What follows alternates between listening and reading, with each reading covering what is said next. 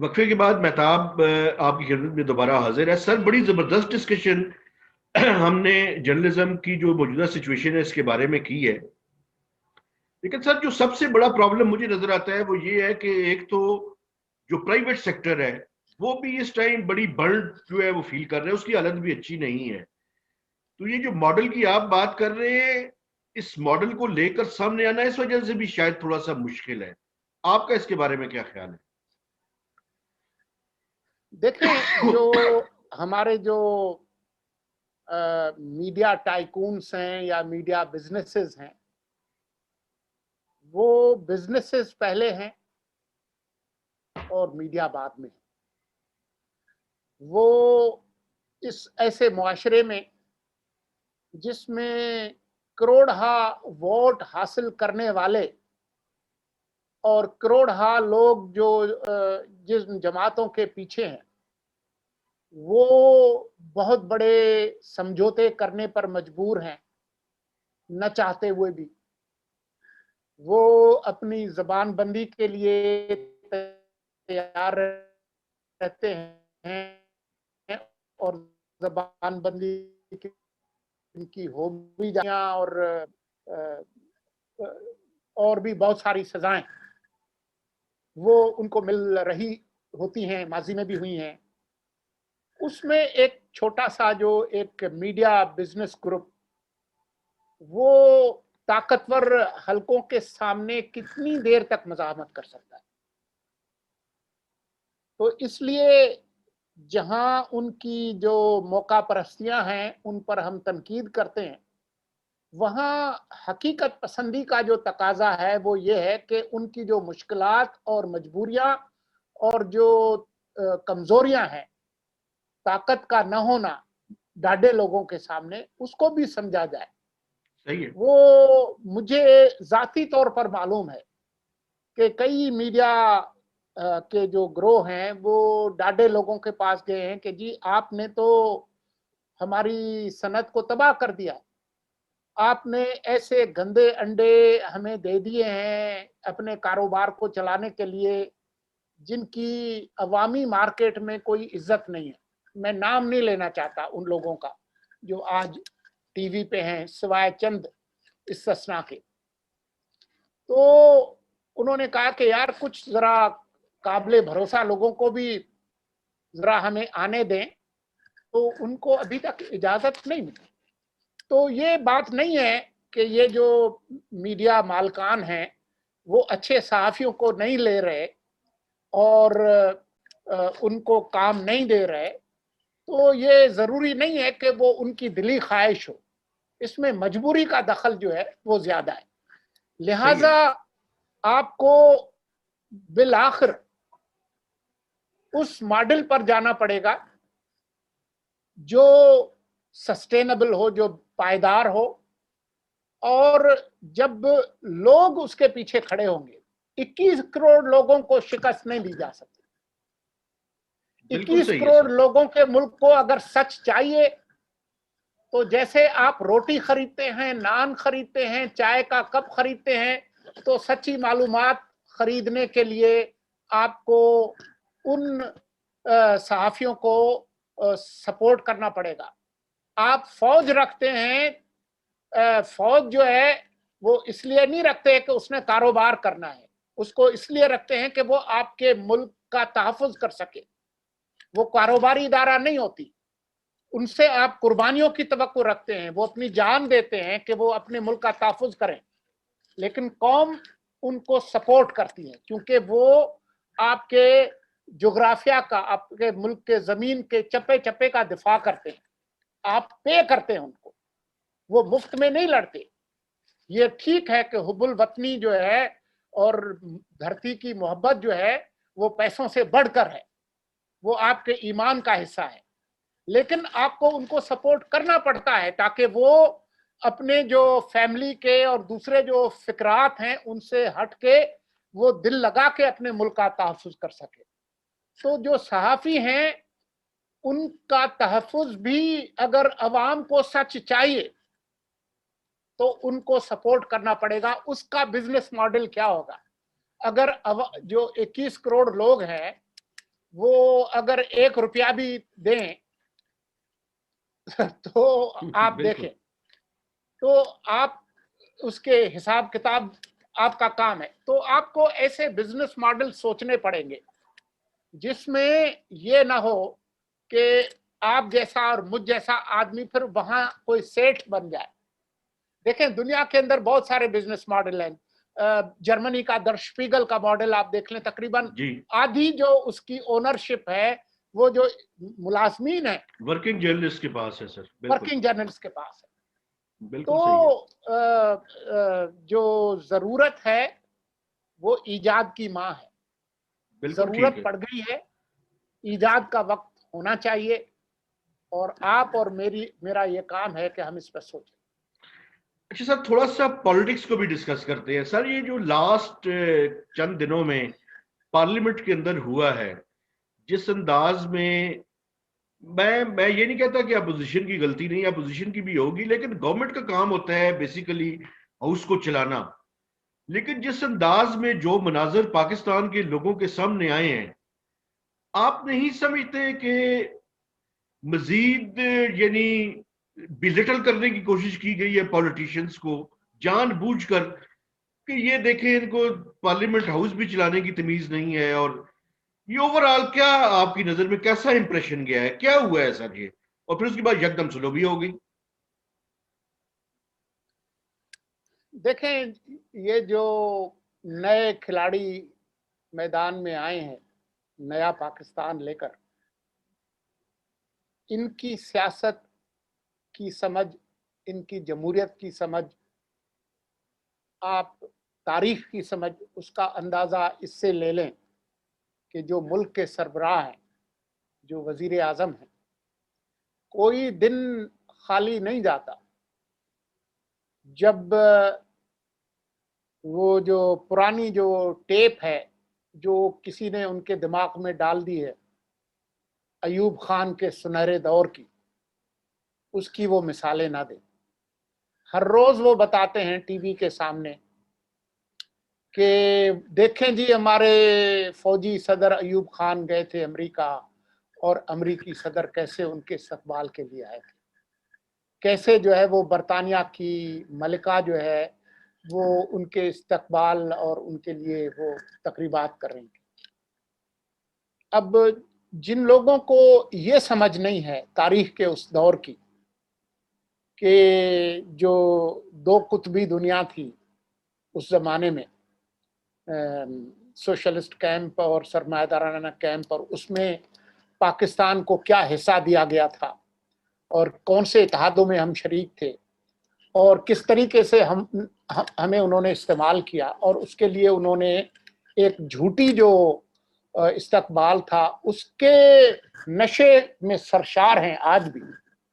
تو ان کی سیاست اور جمہوریت کی جو سمجھ ہے اس کے بارے میں بندہ کیا بات کرے، لیکن ان کو اتنا ضرور پتا ہے کہ وہ حقیقی معنوں میں منتخب ہو کر نہیں آئے. ان کو پتا ہے کہ اگر سچے انتخابات ہوں، اگر ان کے لیے کوئی انجینئرنگ نہ کرے تو ان کے منتخب ہونے کے کتنے امکانات ہیں. سر تو اس لیے ان کو پارلیمان کے تقدس کی کوئی پرواہ نہیں ہے.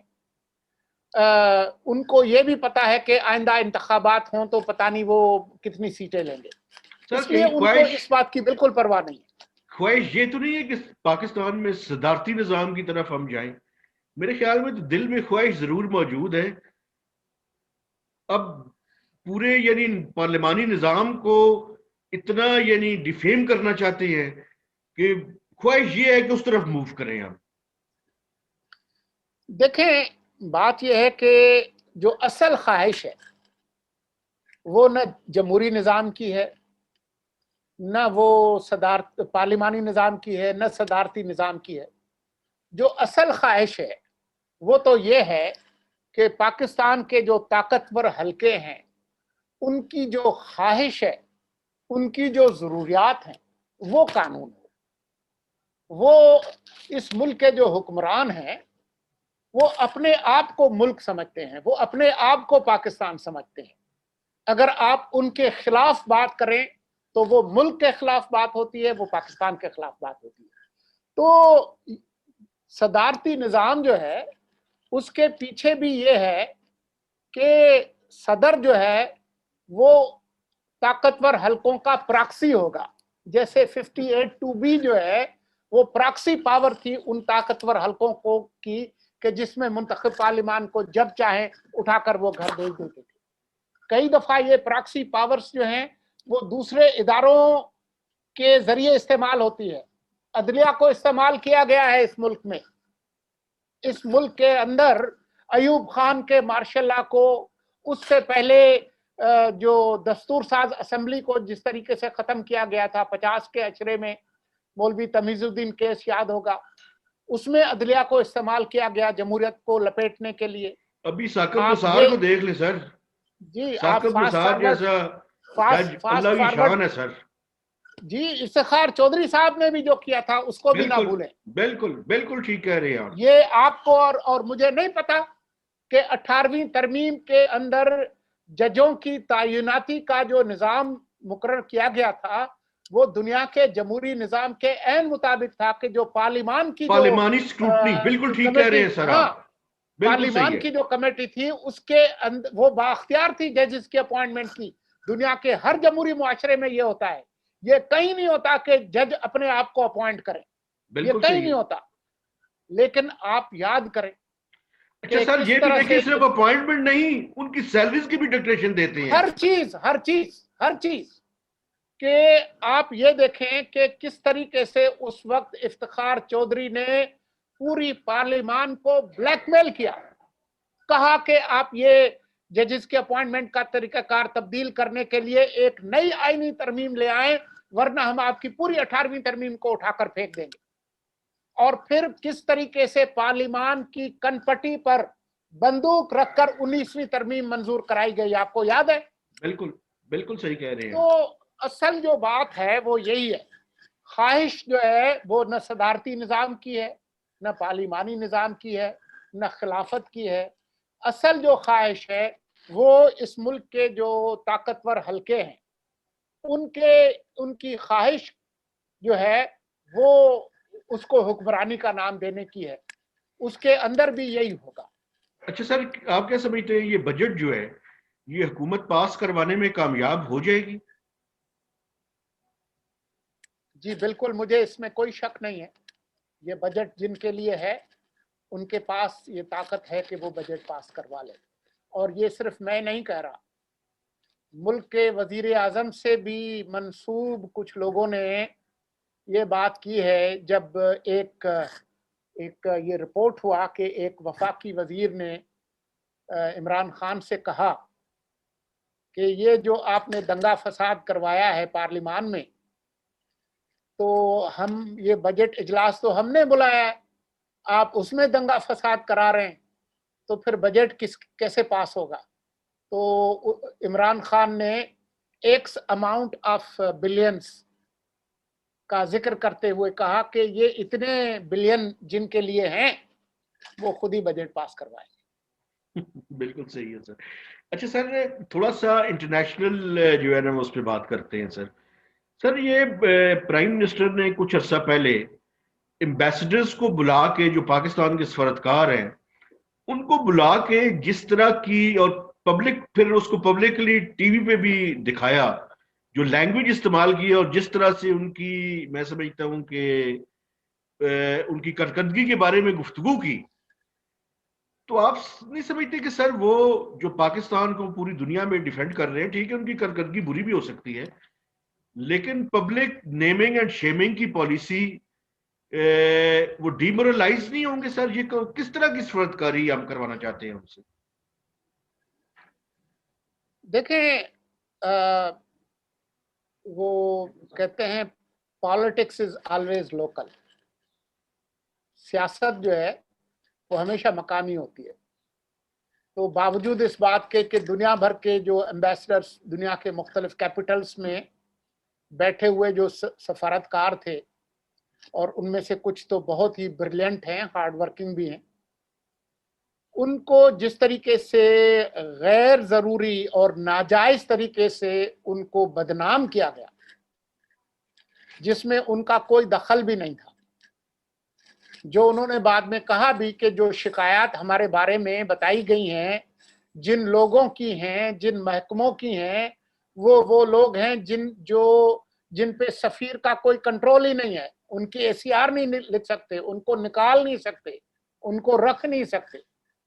تو بنیادی جو اس کا مقصد تھا وہ یہ خواہش تھی کہ یہ ابھی جو سمندر پار پاکستانیوں کو جو ووٹ کا حق دینے جا رہے ہیں اس میں ان لوگوں کو خوش کرنا تھا کہ پاکستان کے اندر تو لوگ بہت ناراض ہیں کہ ووٹ نہیں ملیں گے، تو باہر سے جو کوئی 30-35 لاکھ جو پاکستانی ہیں ان کو کسی ایسے جیسے یہاں کچھ عرصے تک احتساب کے نعرے پہ لوگوں کو بے وقوف بنایا گیا ہے، اس طرح سے ان کے جذبات سے کھیلنا تھا کہ دیکھیں ہمارے دل جو ہے وہ پاکستانیوں کے مسائل کے لیے کتنے دھڑکتے ہیں، ہم نے اپنے سفیروں کو بھی جو ہے وہ بے عزت کر دیا، اتنا ڈاڈا ہے ہمارا وزیر اعظم۔ وہ تو پھر جب بیک لیش آیا تو پھر ساری کر کے پیچھے ہٹے، لیکن بنیادی اس کا مقصد یہ ہے۔ اچھا سر، الیکٹرانک ووٹنگ کے بارے میں آپ کا کیا خیال ہے؟ دیکھیں اسٹالن نے کہا تھا کہ اہم یہ نہیں ہے کہ کون ووٹ ڈالتے ہیں، اہم یہ ہے کہ ان ووٹوں کو گنتا کون ہے۔ صحیح ہے۔ تو وہ جو اسٹالن والا جو مقولہ ہے اس کو ہمارے کچھ لوگوں نے بڑی کامیابی کے ساتھ استعمال کیا ہے۔ ہمارے ملک میں جو دھاندلیوں کی جو تاریخ ہے وہ بہت لمبی ہے۔ تو اصل بات یہ نہیں ہے کہ ووٹ جو ہے وہ آپ الیکٹرانک ووٹنگ سے دیں گے یا پرچی سے دیں گے۔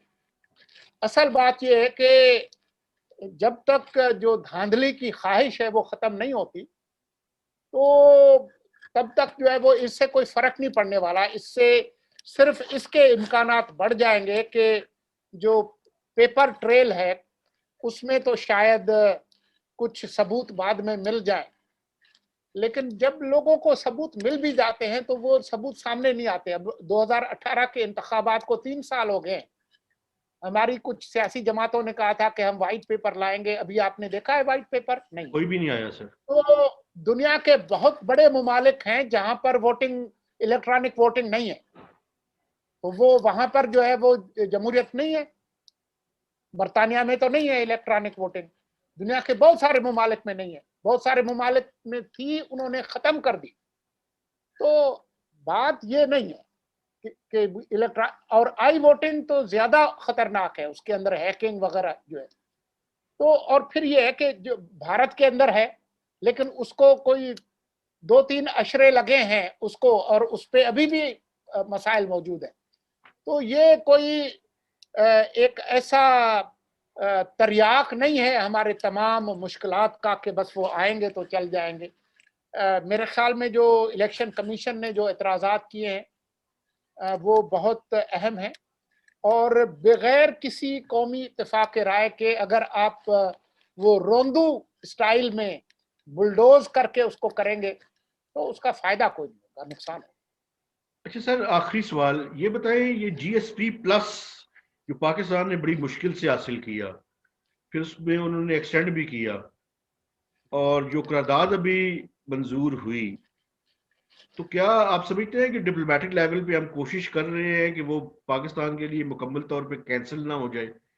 کم از کم at the highest political level پہ کوئی ایسی چیز نظر نہیں آ رہی۔ اگر آپ کے نالج میں ہے تو مجھے اور میرے دیکھنے والوں کو انلائٹن کریں سر۔ دیکھیں خواہش تو ہے کہ GSP+ رہے۔ یورپی یونین جو ہے وہ سیکنڈ بڑا ٹریڈنگ پارٹنر ہے پاکستان کا، اور جو اس کی مالیت ہے وہ تو بہت بڑی ہے، وہ پیسے تو چاہیے پاکستان کو۔ ایک اور کوئی افغان وار ایسی جس میں کہ ورلڈ پاورز کا مفاد ہو اور ہم ضیاء الحق کے دور یا مشرف والے دور میں استعمال ہوں، ابھی تک تو اس کے امکانات نظر نہیں آ رہے، تو پیسے تو آپ کو چاہیے۔ تو یہ جو تھوڑے بہت جو کوششیں ہوتی ہیں، جی جرنلسٹ پروٹیکشن بل ہو گیا اور دوسرے کچھ جو کارروائیاں ہیں وہ ہیں، لیکن ہمارے لوگوں کا یہ خیال کہ ہم ساری دنیا کو بیوقوف بنا سکتے ہیں، یہ ممکن نہیں ہے آج کے دور میں۔ تو میں تو سمجھتا ہوں کہ اس پر خطرات جو ہے وہ منڈلا رہے ہیں، اور اگر یہ گئے ہوئے تو ہیں، آپ کو پتا ہے کہ ابھی بھی شاہ محمود ملے ہیں اور انہوں نے کہا جی ہم بہت کمیٹڈ ہیں، فلاں ہیں، لیکن وہ مجھے ابھی پوری طرح سے اعتبار نہیں ہے کہ یہ کچھ کریں گے، اور مجھے پوری طرح سے امید نہیں ہے کہ اس میں کوئی ہمیں جھٹکا نہیں لگے گا. ہمیں جھٹکوں کے لیے تیار رہنا چاہیے. You can fool some of the people some of the time and some of the people all the time, but you cannot fool all the people all the time. سر اس جملے کے ساتھ ہی ہم آپ سے اجازت چاہتے ہیں. Sir thank you very much, آپ نے مجھے ٹائم دیا. اور جو ٹیک اویز ہیں ان میں سے ایک یہ بھی ہے کہ ہم جو ورکنگ جرنلسٹ ہیں ہمیں ایک ایسے ماڈل پہ سوچنے اور کام کرنے کی ضرورت ہے جو کہ سسٹینیبل بھی ہو اور کمرشلی وائبل بھی ہو. تو اس دعا اور امید کے ساتھ کہ ہم اس ڈیبیٹ کو انرچ کریں اور آگے لے کر جائیں. Sir thank you very much.